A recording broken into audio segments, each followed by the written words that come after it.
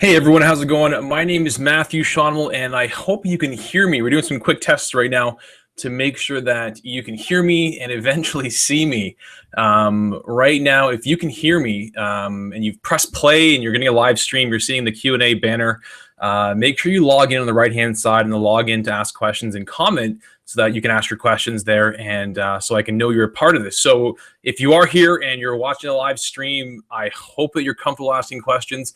I've kept this Q&A nice and small, so it's not really extensive, not really large, but yeah, I wait for you guys to ask questions. So we're going to begin really shortly, and if you are here and you're hearing this, please log in on the right-hand side on the page and just give me your name, where you're from, just so I know you're listening, and we'll keep it as confidential as possible, but we'll have some fun. So if you can do that, let me know, and we'll begin really shortly.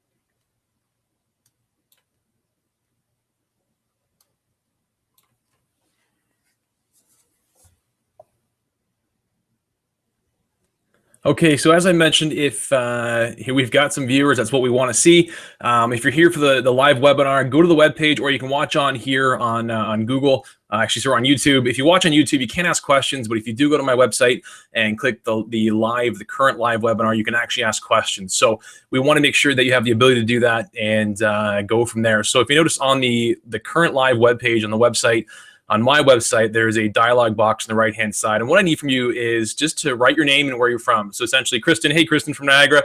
And I also did mine, Matt from Hamilton. But I would love to do it just so I know people are here and I can chat with you, answer your questions, and then know that we have people listening and we can get started on this live webinar, the Q&A. So we'll wait a few more minutes and make sure we have everything set up. Can everyone hear me? If you can hear me and my audio is good, just not too loud, just give me yeah, it's okay in the dialog box so I know, because I want to make sure that the audio is good. Now, there is a bit, I think it's about a 15-second delay. So if you do ask a question, there's a bit of a delay, and I apologize if there's a delay in me responding to your question. So yeah, let's, perfect. Stop screen sharing. Can anybody see me? Hopefully you can. My name is Matthew Schonwell, and this is the live Q&A. Now, Q&A is mainly me explaining what's going on and helping you understand about FLT being free, lightroomtutorials.com. We'll probably have more people sign up and log in as we go along. And then basically the structure for tonight is to answer a bunch of questions. And a lot of people are asking, hey, what's FLT? How does it work? Why is everything free? We love this website. It's great. Why is it all free? My goal is to explain why things are free, how they work, the sort of the structure of the website, the future, meaning future content for you to benefit from, whether it's presets or tutorials or live webinars. And also we'll do some live edits today as well. So the big thing I want to do is just sort of explain how FLT works. Now, FLT is a free website, essentially. I started it it actually started about 4 years ago, and it's transitioned into FLT. It used to be the art of editing, essentially about Lightroom, how it works, editing through it, and being able to have fun with it. And essentially, the FLT started about 6 to 8 months ago, and we're getting a great response. It's funny. People love free stuff, and as an educator, for me, the goal is to create content that is not just random content, but also quality content. Because at the end of the day, I want to inspire you as an educator and teach you. And it's not just a feel-good concept. It's actually, no, I really want to educate and make a difference in people's lives. It's funny to say that, but Lightroom is an amazing program. And as photographers, I'm just like you. As photographers, we want to make sure we can get the results we're looking for. So yeah, I've been a little bit about me, my background. I've been shooting for 15 years professionally, for 7 to 8 years. We have a company called Eagle Eye Photography Inc. So sometimes you'll see that as a copyright on our website and through different things. And basically, FLT is just an extension of my passion for teaching. I do have my Bachelor of Education, so I'm a certified teacher in Canada. I probably could teach in the States, but certified teacher in Canada. And basically, FLT being free light tutorials, the short form for it, is sort of my passion for growth, my passion for teaching and inspiring other photographers. I do a ton of teaching. As you can see, I've taught well over 500 photographers in whether it's their business or editing or understanding how their cameras work and really understanding how to be a better photographers. And this webinar and this website is all about Lightroom. And basically, in the digital world, editing is just as important as taking the photo. Meaning, back in the film days, you have to understand the core concepts of ISO, aperture, or aperture, shutter speed, and your ISO speed to get your exposures right. And that same thing still applies in the digital world, but the biggest difference is that in the digital world, you have editing or processing your photos, which is a really a key thing that a lot of people don't fully understand how to utilize. It's amazing how processing your photos can work. Now, Lightroom is different than Photoshop in the sense that Lightroom and Photoshop are technically the same thing. They both process your photos, but Photoshop is sort of like the Walmart of editing programs. It's designed for everybody. It's designed for graphic designers, print designers, web designers, everybody, whereas Lightroom is designed for you and me. It's designed for just photographers. You can manipulate or modify your photos in Lightroom if you want, but you can't create layers. So Lightroom is just an amazing program that we can work with. And jumping back to FLT, it's the idea that I want to create products that you can use and benefit and grow from. And very much giving it, you have to give before you can receive. My goal is to create one of the biggest, if not the biggest, online resource for quality Lightroom content in the world. And we're growing that way. It's quite young, but within the past 8 months, we have about 7,000 to 8,000 visitors a month and about 30,000 page views a month, and that's about 6 to 8 months old. So it's really fresh, and it's really exciting to be doing something new and different, because a lot of people just ask, what's the catch? Why is it free? Where are you going to hook me? How's it going to work? And I am not doing that at all. I'm trying to really be different in this world. I'm really blessed with a great job, a great wife, a great life, and God has really blessed me tremendously. And this is just one way that I can give back and hopefully build something that benefits a lot of people and benefits you learning this process. So if you have anybody new following us, make sure you log in and let us know on the right-hand side. Log in to the chat box just so I know someone else is here. Just give your name and where you're from, and I'm not going to pick on you. Don't worry. It's just so we know some other people are here as well, and we can at least answer questions if you have any questions. So I already just explained what FLT is and how it works. Really, everything is free because I want to be different. Meaning, it's, for me, I love creating, I love inspiring and teaching. And FLT is exactly that. It's a way that I can do that through presets, tutorials, and other Lightroom content. Articles are fun, but they're a lot of work, so I don't do them as much. But tutorials are just a great way to connect with people to a degree and inspire people to learn. Really, inspiration is a huge thing for me, because as an educator, if I inspire my students, then I really make a big difference in them being able to own the material, and then they'll go on their own and do their own thing with it. So yeah, everything's free because I want it to be accessible for now. Meaning the goal is to make sure everything's free for as long as possible, and then basically create other avenues of teaching for people to benefit from. So lots of different stuff there. Yeah, my plans for FLT, or free light tutorials, is to provide opportunities for people to grow within their ability. So yeah, lots of editing, lots of learning, lots of free presets, and just be different in this world. So one of the ways that you can be a part of this, the FLT community, is to go on our website, download our stuff, be connected. I actually see everything, I read everything. I'm on it all the time, watching the analytics and trying to create content that benefits you. A lot of people think that a big websites or websites, no one's actually listening. I actually listen, I actually read, I go through it and make sure that I'm listening to what people say. One thing I created that was unique that I haven't really seen many websites do, I'm going to go screen sharing for a quick second to show you. I'm going to put it on the screen here. So one of the things I've created is basically a request form for tutorials or presets. And one second here. If you haven't been on the website, which I would be surprised if you haven't, but if you have been on our website, if you haven't been on our website, this is the website. Super easy, obviously banner of stuff cycling through the Facebook page. If you haven't liked the page yet, please like it. It helps grow and support. You're not required to by any means. Everything is free, but I highly recommend supporting us and growing in this. One thing that I was mentioning before is the under the free videos tab is video requests. And if you click video requests, there's basically a page where you can fill out a form, and basically it's just me asking what you're looking for, what kind of tutorials you're hoping to have, whether it's sort of what your name is, your email address, so I can explain what's going on, your current skill level of Lightroom, sort of, is it beginner, is it advanced, is it intermediate, your thoughts on the website, do you like it, not like it, is it user friendly? And also then it goes into the important stuff, meaning check as many as possible. So I try to go over Lightroom basics. Do you want more basic stuff? Do you want more technical stuff? Do you want me to create more presets? What are you looking for? What do you want to, I'm trying to give you opportunities to drive the content and not have me just monopolize on it. Because really it's by me for you guys. So take full advantage of the tutorial and presets request page. And yeah, please just jump in and let me know what you want to see. You notice here sometimes we'll have little polls being what people want to see. And you notice here we're getting a lot more about tutorials and presets. And yeah, there's a lot of good stuff to happen. So what I'm going to do is, does anyone have any questions? I know a lot of people are shy when they first come in, and it's unique being in a webinar area. I've got a bunch of questions I asked a lot of my Facebook group and had people send in that I can respond to and explain. But I definitely have some live editing I want to do. But I want to make sure that I leave the door open for you to actually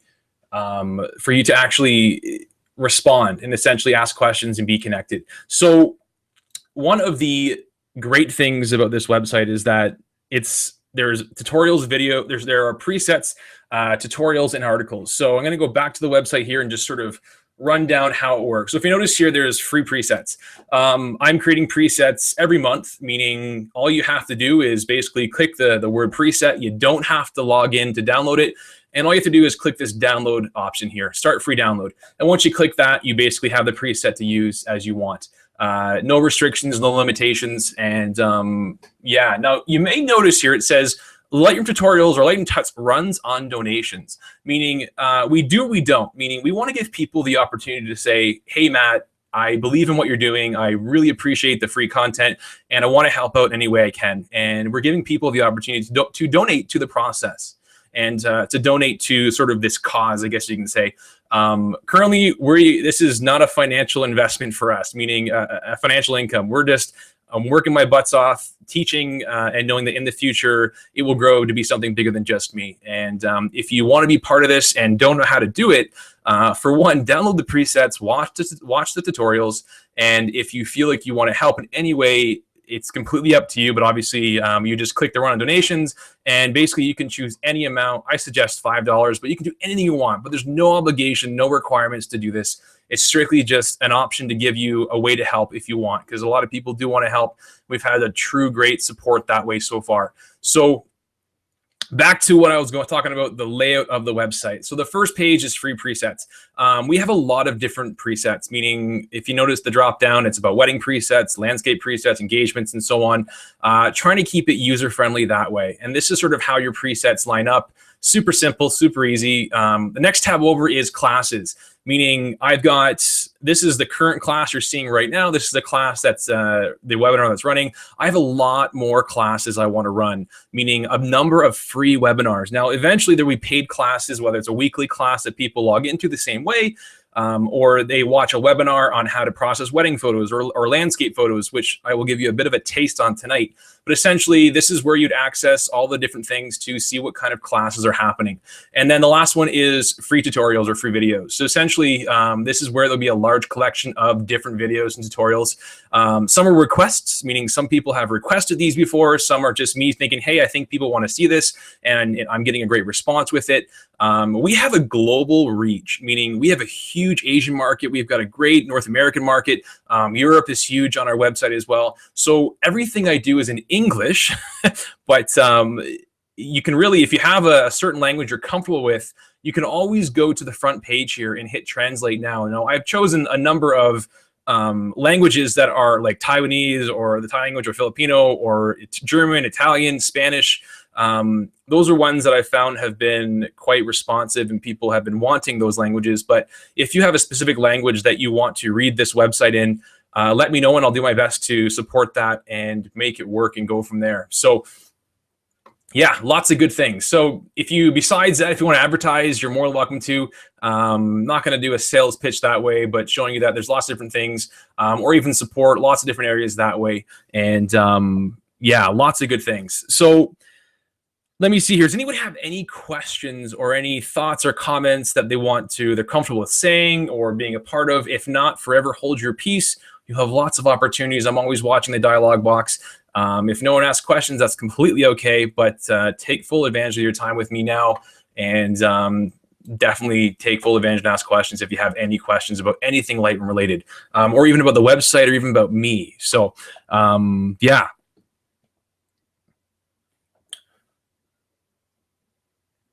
Perfect. All right. So people are holding silence, and that's completely okay. No worries. So I'll just continue on and go from there. So there are, as I mentioned, there are a number of classes and webinars I'm hoping to host and run. A number of them will be free, whether it's once a month or it's twice a month, but essentially providing free content so people can learn from Lightroom, and basically providing it in a way that you can just come to the website, log on to the page, and really benefit and learn from that online learning and teaching. Now, an important thing is if you're on the web page and you're watching this tutorial or this webinar, make sure that what I've done is I've embedded the video from YouTube.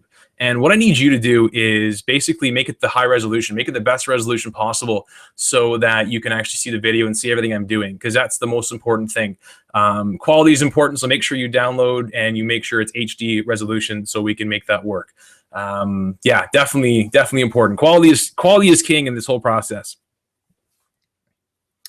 So as I said, if anyone had any questions about anything, please do ask. If you're too shy to ask things in the dialog box and you're not comfortable with that, you're always welcome to go to, like I said, go to the free videos tab, click video requests and request your tutorials there. I've had requests about lens corrections, about HDR, about matted images, about how do I have Lightroom over 2 different computers. I've had many questions about split toning and the HSL panel. And I'll definitely touch on a couple of those things tonight, but your questions do not go unnoticed. So please do ask. I'm here for you guys. So if you got questions, take full advantage of that. And as it says here, it won't cost you anything. It just costs your time. So I guess if we don't have many questions, actually one of the benefits I wanted to give all of our viewers here is that if you're watching this live or let's just say you're watching this after, so I'm recording this live right now, but let's say you're watching this after and you're watching on the website as a webinar, 2 hours, 3 hours, 4 days, 5 days after the actual webinar happened. There's a benefit to actually coming to the webinars, meaning not every webinar, but for anybody who is actually logged in here today live, at the end of the webinar, I'll basically give you an opportunity and I'll give you content for free. What I'm going to do is basically give any of our current logged in users, I mean, you got to be here. You can't just have logged in before and not shown up, but essentially giving our logged in users an option to have the Vintage Wedding Collection for free, or you can have the Lightroom Essentials workflow for free. So there are benefits to showing up and being here in person, sort of like taking notes and being a part of the process. Besides that, trying to give you incentives. I really do want people to be here and part of it and help you grow. So everyone here today will actually get benefits from that and be able to get this product for free, these presets for free. So yeah, kudos to everyone coming so far. It's going to be exciting. You're going to get some free stuff. And at the end of the webinar, I'll be sending you some information on how we can redeem those products. And they won't cost you anything. You get it for free. So let's actually dive into trying to think any more questions or things I wanted to touch on. Free paid classes, lots of stuff. Yeah, if you have questions, please ask. I know I said it many times, but there's never a stupid question. There's never too many questions. There's never a dumb question. So please ask. And I'm just going to dive in and do some live editing and basically do some live recording and have some fun with that. So, all right. So if you notice on the screen here, I'm going to pull this out. Bring back up Lightroom. There we go. So the version of Lightroom I'm using is the Creative Cloud version, which is Lightroom 6. Now, for me, that's currently what our company is using. We used to own the products outright, meaning to have the boxes, and then over time we realized that there really isn't a benefit in us to doing that. We felt the Creative Cloud was a good thing to use. But yeah, so what I'm going to do is, it's not an advanced tutorial, but I'm going to start just editing through photos and giving you a thought process on how to think when processing photos and get some beautiful results. Now, I'm not going to teach you how to import photos or anything like that, just strictly editing pictures. All right, so this first picture, let's go with a night photo. So I'm in Lightroom here. This is my unprocessed raw image. If you notice here, I'm in the library, so I can't do much of editing, but essentially this is my raw image. If you zoom in, let's double check, wait for it to process and load. It's looking pretty good for a night image.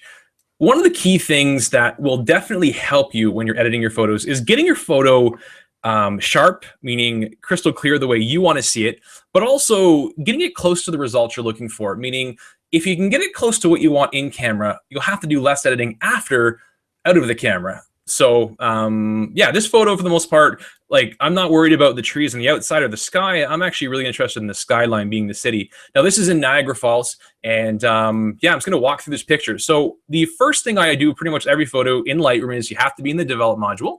So I'm gonna click in the develop module. Now, if you click the word develop, you go there, or you can hit the D, you can hit D on your keyboard and it's your quick key to go to develop module. And if you wanna go back to the library module, you can hit G for grid view, and it brings you back to the grid view. So that's a quick little tip. Have some fun with it. Yeah, so essentially the first thing I always try to do with any kind of a photo in Lightroom is basically work on my exposure, meaning the brightness of the photo. So all I'm going to do is basically add some exposure, just sort of see what I'm working with here. This is not the final result by any means, but just sort of seeing what I have to work with. I've got a beautiful skyline. I've got a catwalk going across here and a bunch of stuff that I don't really enjoy in the bottom. So what I'm going to do is pull this back. Just add a little bit of exposure. Now, with night photos, there's usually a lot of contrast, meaning in this example here, I've got a bright city against a dark skyline, meaning dark trees on the left-hand side, an interestingly dark sky. So one of the tremendous benefits of playing with night photos is using your clarity option, meaning if I boost my clarity here, let's go to 100%, it really brings in a lot of contrast. Now, it also brings in my dirty lens. You see all these spots here. Those spots are from my lens. It's either from my lens and or on my sensor. So if you ever see spots on your photos, it's because either you have a dirty lens that your camera's showing you that spot in the exact same spot, or it's because you have dirt on your sensor, which you should be sending your stuff away to get cleaned, because if you scratch your sensor, your camera's toast. Not good. So first thing, back to the photo. I boost my clarity. I'm going to pull it back just a little bit. I'm liking that. I'm going to crop this in. If you hit R on your keyboard, you'll actually bring up the cropping tool. And now if you notice here, I've got my rule of thirds automatically set up, being the 9 squares. If I just drag and pull this down, it allows me to resize and recrop what I'm doing. So I'm going to bring it in just a little bit more. Frame this up a little better. I think that looks pretty good. If you notice here, I'm playing with the rule of thirds, meaning my skyline is on the bottom third. The reason why is the rule of thirds is a concept of composition, and not every photo requires the rule of thirds or anything like that. But in this example, having a big sky helps me focus in on, hey, the skyline's what my focus is. So having the skyline or the city be on the lower third really helps me out. So once I've done that, I'm going to hit done, and that's looking pretty good so far. But I have a lot of work to do. So I'm just going to zoom in here and see what I've got. I like the contrast happening here. So I'm basically going, what I'm going to do is bring down my tone curve and just increase my darks a little bit and see what happens. It's not too bad. Bring my shadow, that's what I want. And reduce my blacks a little bit. There we go. Okay, that's looking good. Now, there is color that is in this picture. So the first thing I've done is I've adjusted my exposure a little bit. Being a night photo, my city, the skyline is the most important thing, and that's the brightest part. The next step was to say, hey, in a specific night photo, clarity really helps. So boosting the clarity, which I've done, and made some adjustments to allow my shadows to be even darker and allow my highlights, being the city, to be really to shine through. Now, you do see grain, which we will talk about in a few minutes, but essentially what I'm going to do is, okay, I'm going to add a preset. Now, if you notice here on the left-hand side, I've got a number of presets. One collection being the Preset Guru Details Collection preset. Preset Guru is us. It's Freelight Tutorials. It's just another example of a preset company. But essentially, you can get this exact collection for free. It's called the Details Collection. Essentially, it is 5 sharpening presets, 5 noise reduction presets, which I live by. Amazingly good.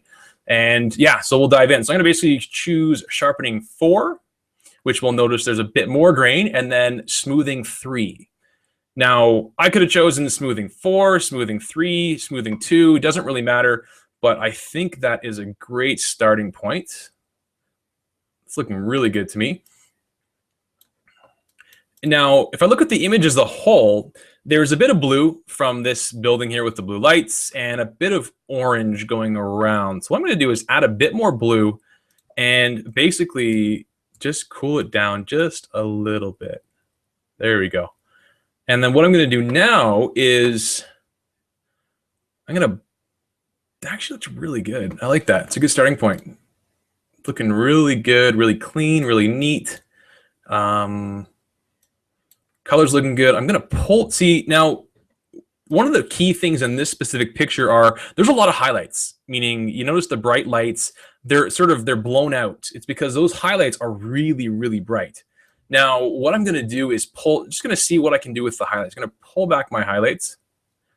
Does it help me out? I can actually, it gives me a bit of detail there, but it really darkens down the image. So what I'm going to do is I like how I've retained and gained some detail, but I'm going to see if I can add a bit more brightness to this photo to compensate for that.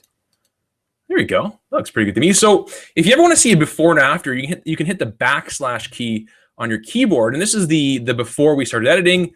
And this is sort of the process so far. And basically seeing the before and after. And just in a couple minutes, a couple quick edits, you can really see there's a fairly dramatic difference within your photo within a few minutes. So, but we're not done. We're going to do a couple more things. So what I'm going to do now is basically use the cloning tool and fix all of these little notches here. Now, cloning tool is just up here. If you hit clone, there's a big difference between the cloning tool and the heal brush.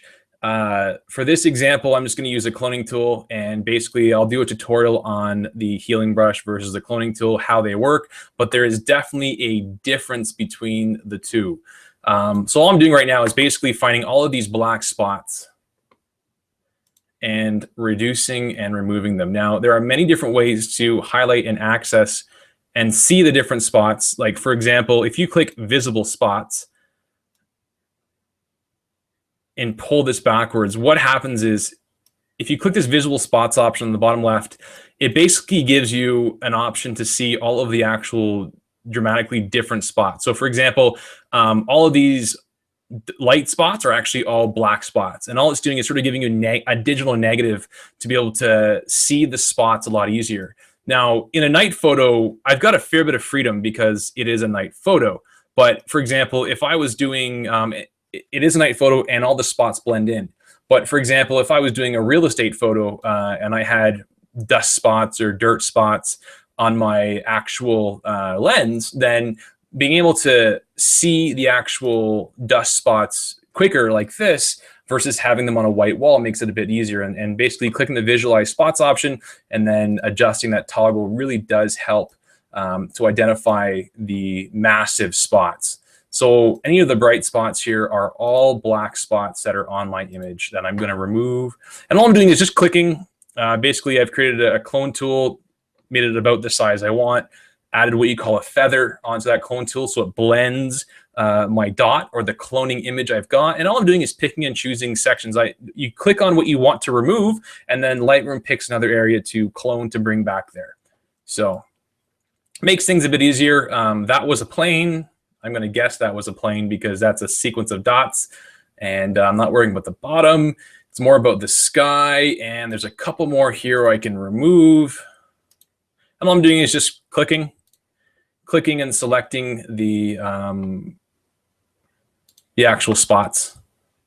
And because it is in the sky, you don't have to, it's not going to show up terribly, but it's going to help a lot to clean up your image. So if I click the visualize spots, turn it off, done a fair bit to help this out. It's looking pretty good. One thing I love is a vibrant, clean image, meaning when you're editing a picture, you want to have an idea of what you want to get before you get there. Meaning, just like when you're taking photos, you want to have an idea of what you want to capture or being prepared for random things to happen. So editing this photo, I wanted a crisp and clean photo with some vibrance, meaning I want some contrast, some vibrance, and so on. If I wanted a black and white, I would start editing towards getting a black and white photo. Or if I wanted a matted image or a vintage look or a film-inspired black and white, I would do the same thing. I would start editing towards that.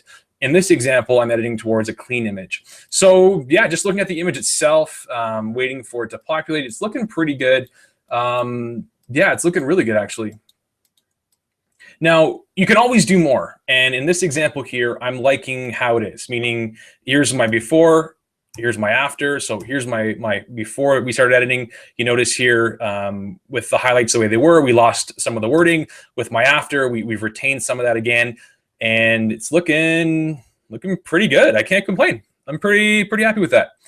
So that is just editing a night image. So I've got a number of other images here, and I'm just going to start processing through and going through. I don't want to take up too much of your time, but give you a bit of a taste of what the webinars can be like and how they work, and yeah, giving you opportunities that way. So if anyone has any questions, please do ask, and I will answer those questions. If not, no worries, and I'll just keep processing through. So I'm going to process a portrait photo now. So this is a photo of a friend of mine, Julie, and basically, yeah, just working through a portrait. So this image here, it's obviously of her face, and we get really close. We actually see some pores.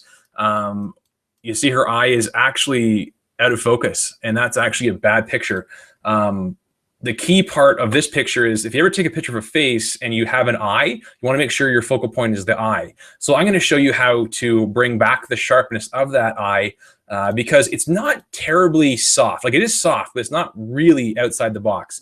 But I'm going to process this photo and we'll fix it and have some fun with it. So the first thing I'm going to do is sharpen this eye. So what I'm going to do is grab an adjustment brush, and basically in the top right hand side here, if I click the adjustment brush, I always click new. And the reason why is I'm telling Lightroom, hey, I want a new brush, and then I'm going to double click the word effect. Because if you double click the word effect, it resets your brush. Because if you don't do that, the settings from before will be applied to your brush, and I don't want that. So I want to sharpen her eye because it's a bit soft. So the first thing I'm going to do is just add sharpening and add a slight bit of clarity, and we'll just start painting on sharpness on her eye, and we'll see what happens. Nice. It's looking pretty good to me, a little bit sharper. I'm going to add a new brush, though, and add some more contrast to her actual pupil. So I'm going to hit new, double-click the word effect, pull in the contrast. There you go. Now it's making it darker, which is fine. I'm going to add a little bit of exposure to compensate for that. It's looking good. Okay, I like that. And now I'm going to make her eye a bit blue because she does have blue eyes and I want to enhance that. So the next step is click a new brush and click the word effect.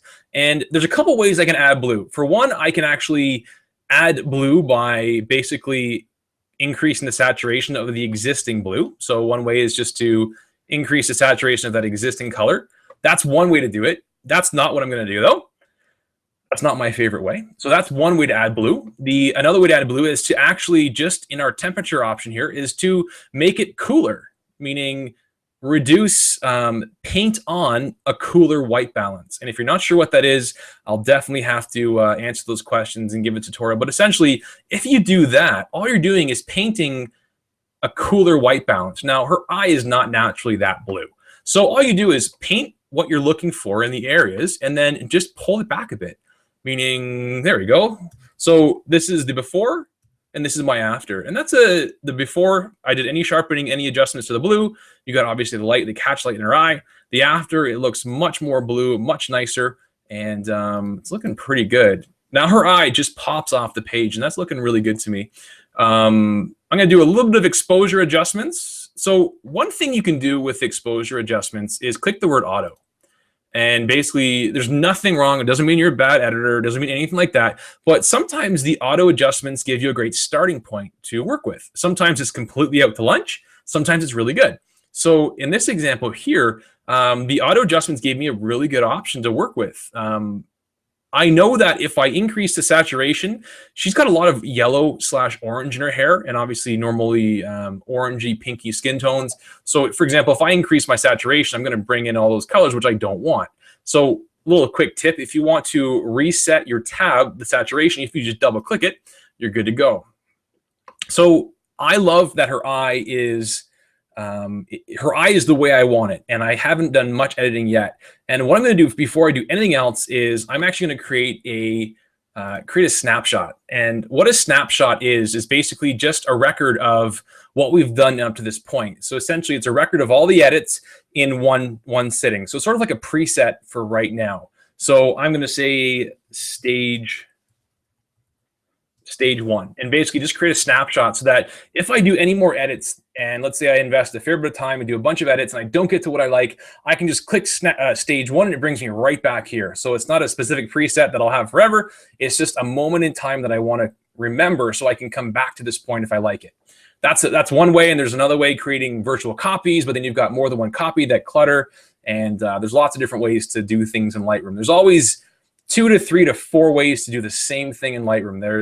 It's just really choosing the way that works for you and knowing what exists. So in this picture here, the next thing I'm going to do is basically soften her pores, because she's got beautiful skin. We know that, but we want to soften down those pores. So what I'm going to do is basically zoom in, and let's just say that zoomed in too much. Well, on the left-hand side here, we can actually choose how much we want to zoom in. We can zoom in at a 1:2 ratio. We can zoom out at a 1:1 ratio. We can hit fill, and basically the image fills our screen.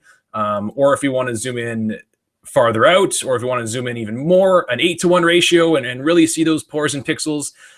This navigator panel is the way that you can actually do that. Now, I'm going to go to a 1:2 ratio, and all I want to do is soften down her pores. So I'm going to do that through using an adjustment brush and reducing the clarity to soften her skin.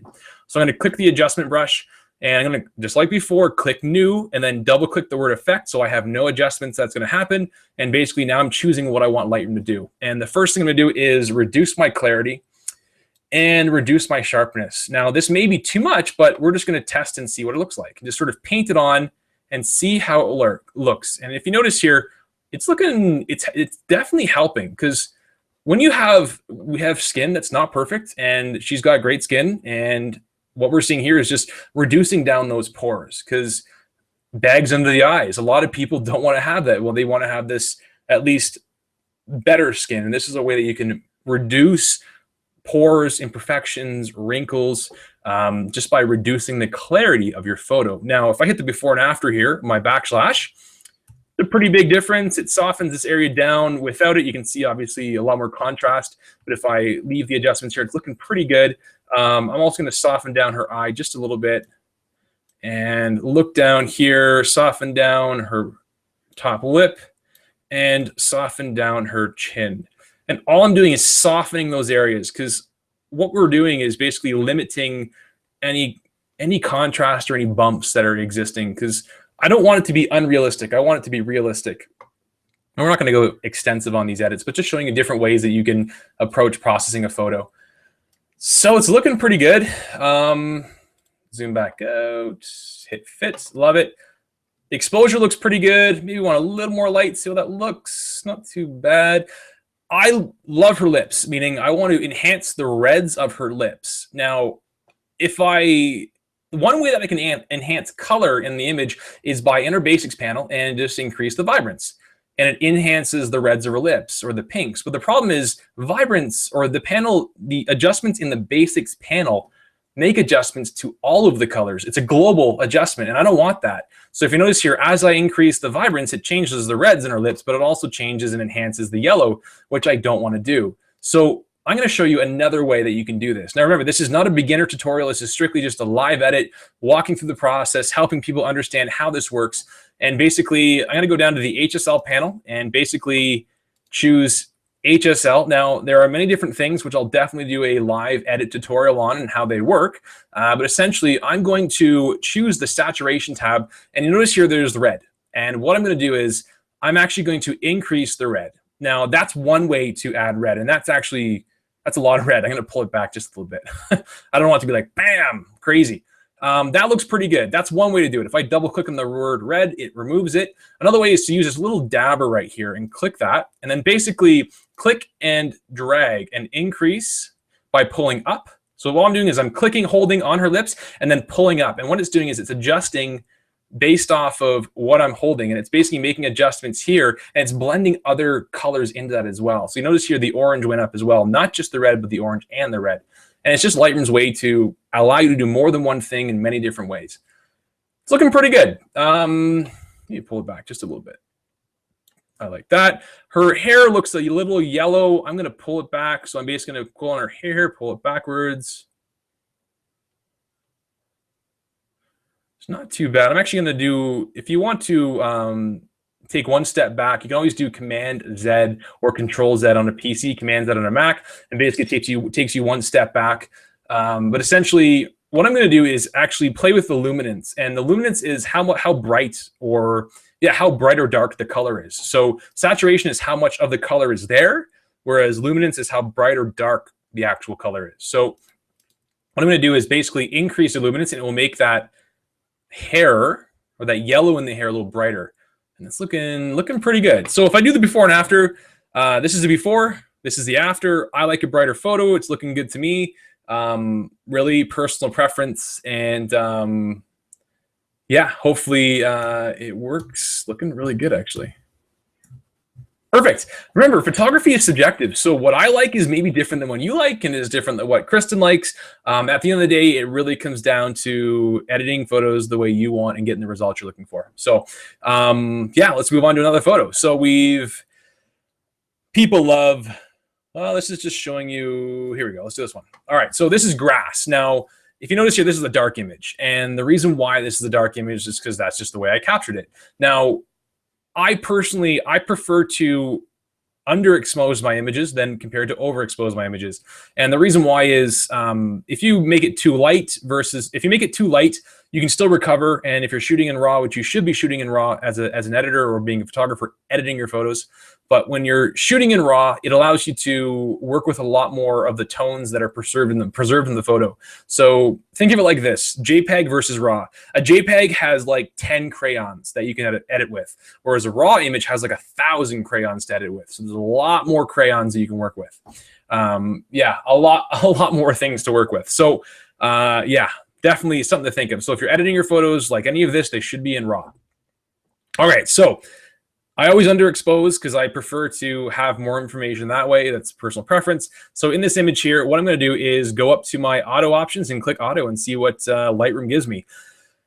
It's not bad. It's a little bit bright. The reason why it's a bit bright is because that's not what I'm looking for. All right.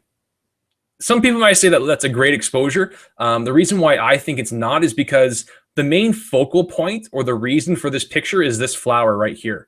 And if you notice here, a lot of stuff is blurred out because there's a very thin depth of field.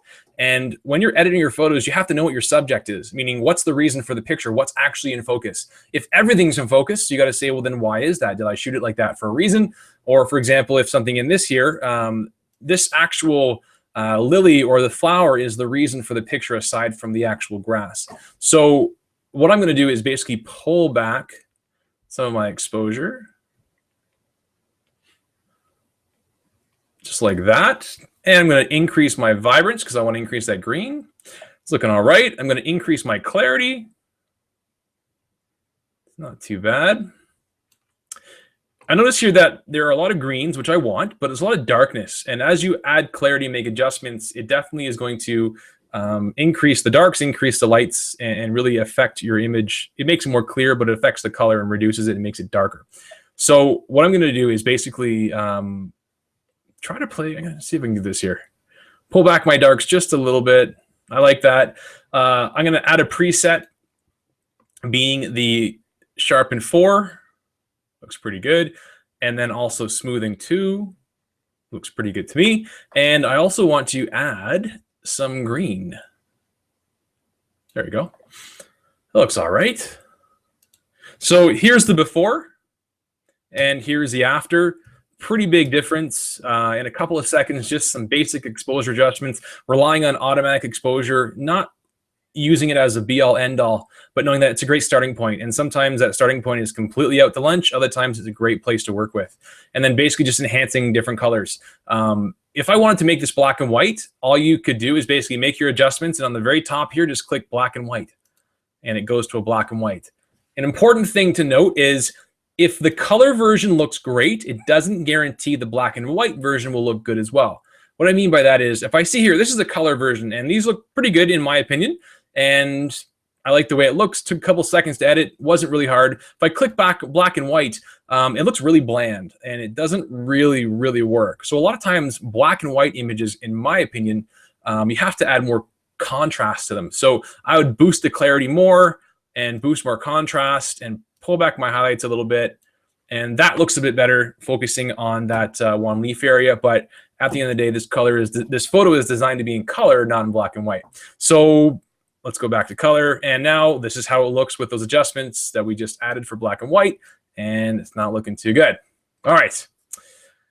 Not too bad. All right, I'll edit one more photo and then we'll probably call it quits for this webinar. I don't want to take up too much of your time, but at least give you an idea of how webinars in the future will go. Remember, if you have questions, please ask. I am screen recording and recording it for future uses so people can, if they missed the webinar, they can come back and watch it and see the process, see how things work, and go through. So what I'm going to do now is basically do some Milky Way photos. So yes, the Milky Way, awesome pictures. I'm going to click this picture here and I'm going to edit this photo. Now, beautiful star, beautiful night sky.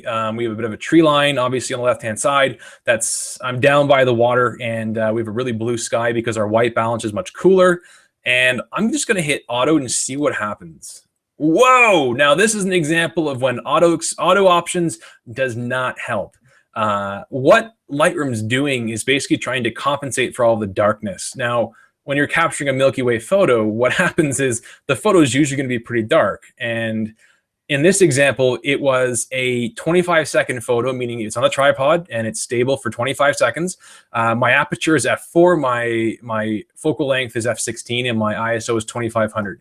So really, this did not help out. So I'm going to basically hit Command-Z, go back a little bit, and basically start to edit my photo on my own. So the first step is some exposure options. That's a good starting point. And now I'm going to bring in my clarity. Not too bad. Boost my vibrance just a little bit. Now, this is actually a night sky. The Milky Way is off to the right, so unfortunately we can't see it in this picture, but I will put it into another photo. If you notice here, if I zoom in, you'll actually see a lot of grain. I'm using a D750.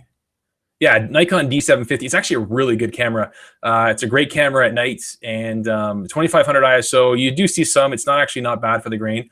But if you're doing a night photo, meaning the Milky Way or stars or anything at night, you have to have a higher ISO respectively or have a longer shutter speed.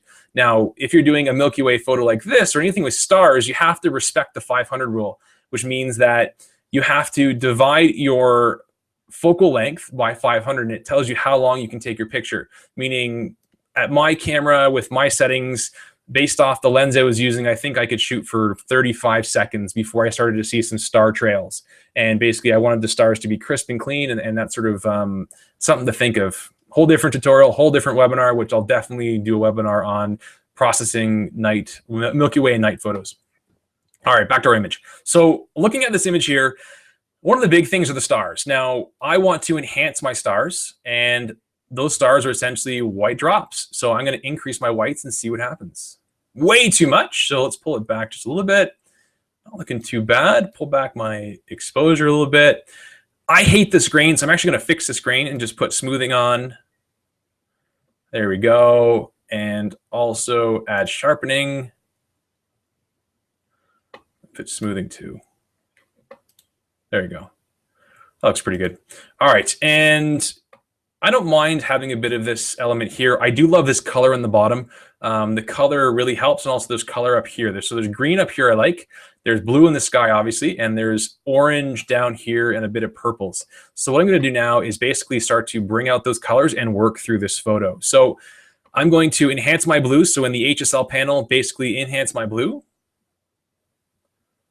I'm also going to increase my luminance a little bit, just a little bit.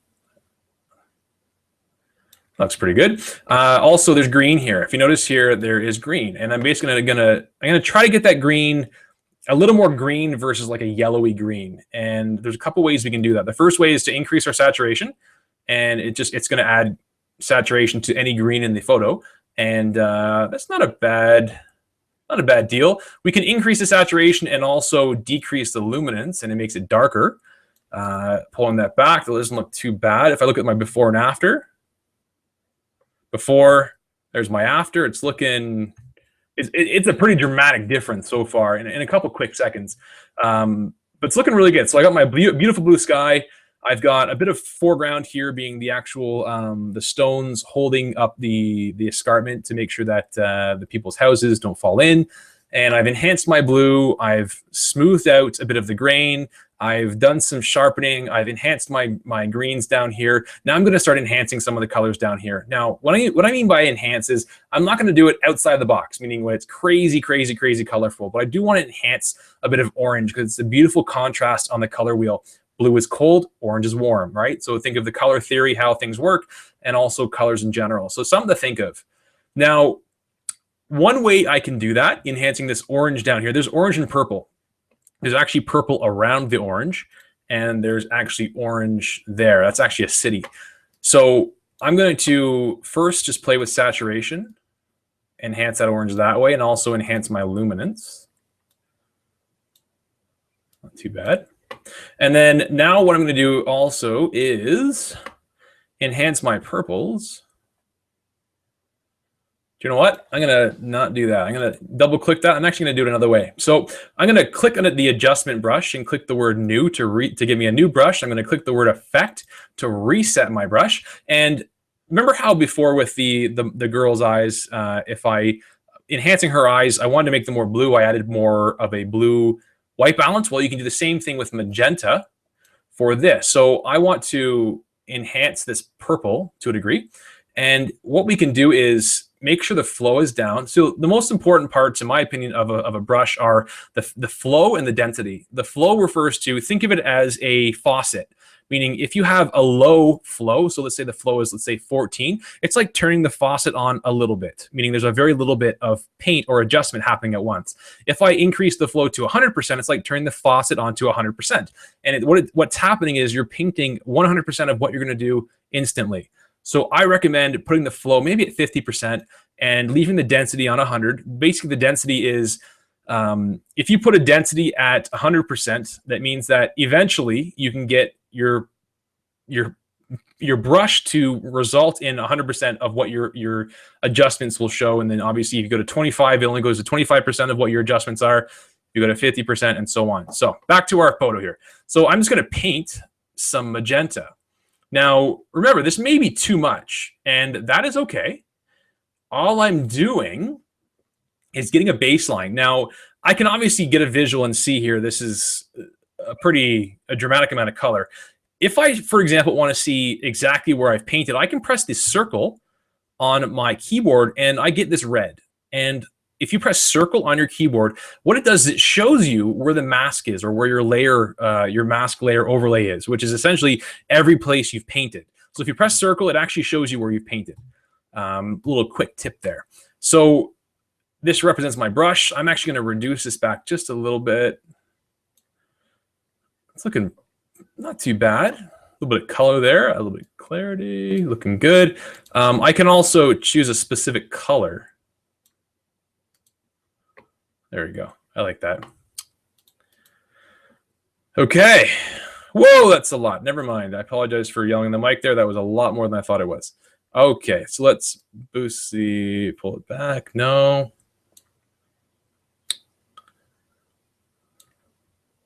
All I'm doing is trying to fix my edit. Every time you edit a photo, I recommend making sure that your edits are close to reality. Meaning, if you're trying to sell a picture, make sure your edits are believable. Meaning, if your edits are not believable, then how can someone believe that you capture the photo and it looks that way? Meaning, a lot of times the edits I do are just to enhance my picture. Meaning, they're designed to enhance what I saw, enhance the image, and basically show what I saw in the way I saw it. So, perfect. Looking good. All right, so here's the before, which is a pretty dark image, which makes sense when you're capturing it at night. Here's the after, pretty dramatic option, pretty dramatic difference. And that's just basically processing through. A night photo takes a lot more, whereas a portrait, if you got good lighting, it doesn't take a lot to fix or you make your adjustments. I'm actually gonna do one more photo, actually two more photos here. One of an engagement shoot. So this is a great client of mine. Basically, I'm shooting with a wide angle lens. Basically, it's a wide angle lens. I'm laying down on the ground. As you can see, my horizon line is not perfect, and the exposure is a bit bright in this example. That's okay. But basically, what I'm going to do first is fix this horizon line and fix the distortion happening because I shot it with a wide angle lens. Now, I'm going to show you how to fix that. So the first thing is in your lens corrections tab on the right-hand side, if you scroll down and click lens corrections, if you click the basic option and you click enable lens corrections, what Lightroom automatically does is it applies a profile to your lens, meaning when you take a picture, all the information of what lens you used, your settings, your focal length, everything is stored in your photo. So because I shot in RAW and I have this information, Lightroom knows I used a wide angle lens and it knows that there's a certain distortion that can happen from this lens. So if I click enable lens profile corrections, it automatically fixes, respectively, it fixes that correction. Meaning if you look at without the corrections, it actually embellishes, it pulls from the sides and also bends the horizon line. With the corrections, it's looking pretty good. Now I want to fix my horizon line. I'm going to hit R on my keyboard and just turn it and tilt it, and I'm just trying to line up this general horizon line with the lines, and it's looking pretty good. Love it. Now I'm just going to basically hit auto and see what happens. It did nothing. So it's just showing you that Lightroom by default wants to make your image bright. Just like your camera really only cares about exposure being brightness, and you are the filter for that. So I'm just going to basically go hit Command Z on the keyboard, go backwards one, and manually process and get this going the way I want. So the first step in this image is I like my composition. I like them off to the side. It's what you call a negative space photo. And I'm basically going to pull back the exposure and just pull back some of my color by reducing the brightness.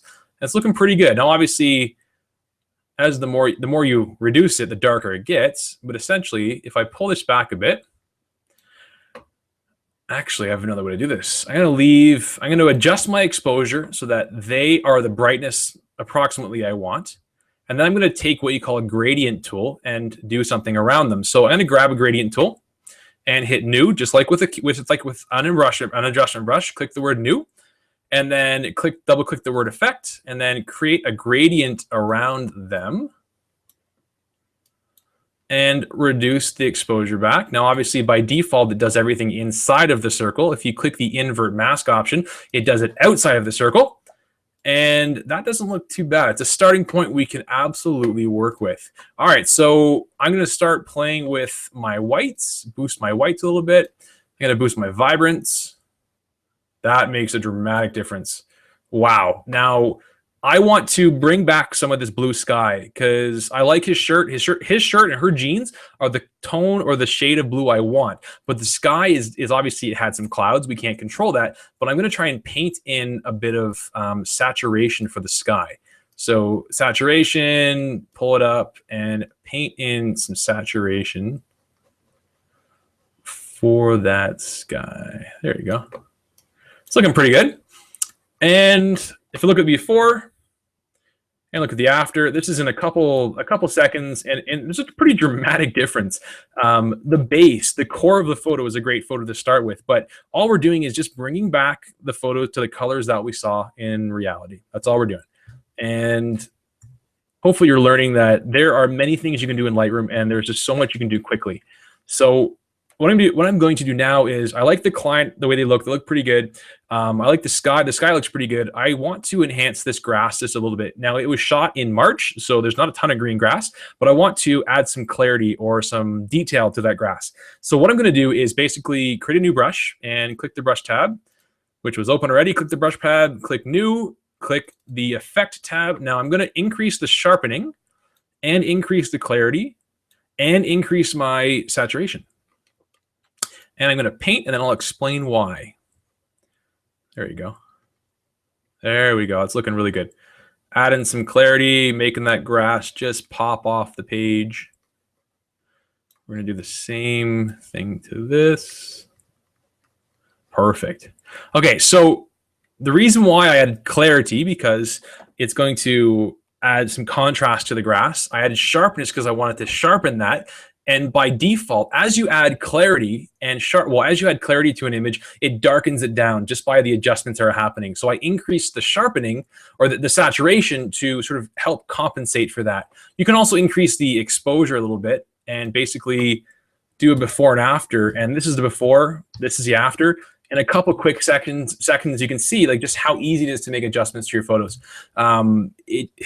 As a company, sometimes people say, Matt, how does it get so easy? Well, it takes time. As a company, we took over 160,000 photos last year. And that's a lot for us. I mean, that's more than people do in a lifetime.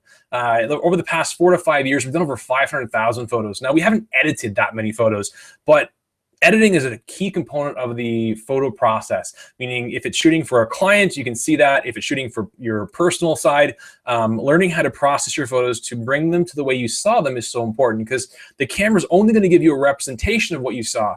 There are so many times where the profile that the camera gives you, the color profile, the lighting, is just, it doesn't do any justice to what you actually saw.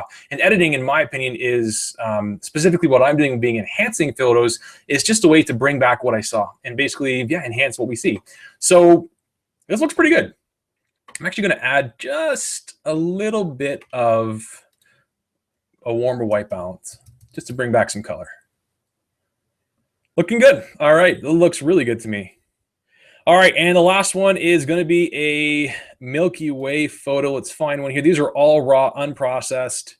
That's actually a good one. We may do that. That's actually a true Milky Way photo.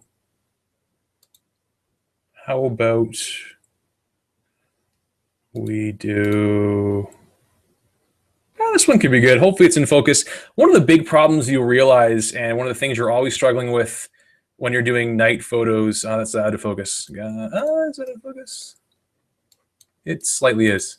I got the in focus one, but just not ready to shoot, ready to edit. But one of the big things you'll realize is, if you're doing any night photos where it's pitch black and you're doing the Milky Way, you're using apps to find out where the Milky Way is. Sometimes you can actually see a dusting of where the Milky Way is, but making sure your camera's in focus is one of the hardest things. There are a lot of tips and tricks you can do, but essentially making sure your photo's in focus is so important, because this photo is actually in focus, meaning it looks a bit bland, but it's actually in focus. Whereas this picture I wanted to edit is a great setup, but it's not actually in focus. Meaning if I zoom in, you can see how there's all this sort of this soft edges around everything, and it's because it's actually out of focus just slightly. So it's actually a waste. All right, so let's go to the image here, and I'm going to work through this photo, and we'll edit and bring back this beautiful Milky Way. So the first thing I'm going to do in this image is actually hit R on my keyboard and fix my horizon line. Looks pretty good now, and I'm also going to do a lens correction. So on the bottom right-hand side, I'm going to click in the lens correction section, hit the enable lens corrections, and it did a pretty darn good job. There weren't too many adjustments that I had to do there. Okay. Now what I'm going to do is, the last image we did was way more blue. This image, I'm not going to have it as blue. I'm actually going to have it a little more warm, or a warmer tone. There's blue in this image, but I want to keep the warmth. So what I'm going to do first is actually add some sharpening, personal preference, sort of a habit in the process, add some smoothing to reduce the grain. Actually, a little bit less. There we go. It's looking good. Now, what I'm going to do is, the Milky Way is on the right-hand side. and obviously there's a horizon line. We've got a city out there, and this tree here, which helps us with a foreground element. We've got water. It was a 25-second exposure, so we've got a bit of a milky water, soft water, and we're going to try to enhance some of these details. So the first thing is to increase my clarity and see what happens. That actually did a really good job. So before and after, here's the before, here's the after. You can actually see the clarity brought some detail in here, which is really good. I'm also going to bring in some contrast. It's pretty good. Pull back my clarity a little bit. Okay, so what I want to do is, I like the exposure of my sky right now is actually, of my Milky Way is actually really good, but I want to bring back some of this foreground. And what I can do is use a gradient tool, and basically use a gradient tool to lighten up part of the photo. So there are circular gradients in Lightroom where you can lighten up a circle or an area like that, or an oval. And there are also linear gradients. And what I'm going to do is use a linear gradient and basically lighten up this this actual, one second here, lighten up the foreground, or the foreground itself. Now, I think it looks pretty good. It's a good starting point. A bit of exposure. There we go. Now, obviously, there we go. I like that. All right, so the next step now is to start bringing out our Milky Way. So I'm going to boost some highlights, boost my vibrance, add a little bit of blue. Looks pretty good. And I'm going to darken down my blacks. So I'm going to increase my blacks a little bit. One second here. If I don't do my blacks, I can also do my darks. Now I'm going to bring the blacks in. Looking pretty good. I'm going to boost my whites.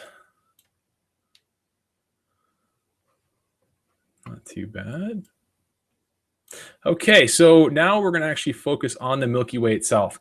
And one thing we can do is just, it's fine to say, but adding clarity. So essentially grabbing an adjustment brush, clicking new, hitting the word effect to reset, and basically adding some clarity, adding some saturation, and a little bit of exposure, and just basically painting in this Milky Way section. And I don't think we needed the exposure, but that clarity makes a big difference. So what you're seeing here is we're just basically adding contrast and clarity to the Milky Way, because you want to make sure there's a bit of a defined element. There's a lot of detail in the Milky Way. Where I am, the limitation is you can really only photograph the Milky Way in the summer, September, October, July, because other times of the year, it's not going to be in the sky or at the right time of night. So the limitation is the time of the year. I'm actually going to delete that brush, and in Lightroom 6, there's a function called dehaze, and I don't really use this very often, but I'm going to see if it's actually going to help me out here. It does a pretty good job, actually. So here's my before, here's my after. That's a pretty dramatic difference. If you look at that, obviously, the more you're pushing the elements here, the more you're going to see the grain appear, just a part of the process. You can obviously add more smoothing if you want to try and fix that. But the problem is, the more you make adjustments, the more you're going to lose quality to a degree over time. So grain is not a bad thing, but learning how to work with it is an important thing. So yeah, looking at the before and after, here's the before, here's the after, and it's looking pretty good. I did say I wanted to make it a little more of a warm image, but it was just really working. Such a bias. It's amazing how that works. All right, so that is my final image. This is the webinar for now. So if anyone has any questions, again, please go to the, where is it? Go on to my, bring the page over here, the video request page. And if you have questions, go to free videos, click in video requests, and ask and fill out the form, and you can ask for specific things, tutorials you're looking for, and give me grace, but I will gladly fill them out as best I can. For everyone who did show up, which is great, I can see actually who was here. So the beauty is I can send you guys the free figure out exactly what product you want, whether it's the the Essentials workflow, or if it's the vintage wedding stuff, and basically I'll send you those products for free. Besides that, thanks for listening in, and hopefully learned a couple new things. It's been about an hour of time, or hour and 10 minutes. This is one of many. The goal is to do a lot of webinars, a lot of teaching, and to give you a lot of great free content and learn from there. So if you have questions about anything, please ask. My name is Matthew Shonwell, and thank you so much for tuning in and being a part of this webinar, making it great. And if you missed it, I'm going to make sure this is on. Obviously, if you weren't here during the live version, you'll be watching it on my website, and you'll be able to see what we did and get a live commentary and audio on that. So thanks again for watching. My name is Matthew Shonwell, and I am done for now. Hopefully you have a great night.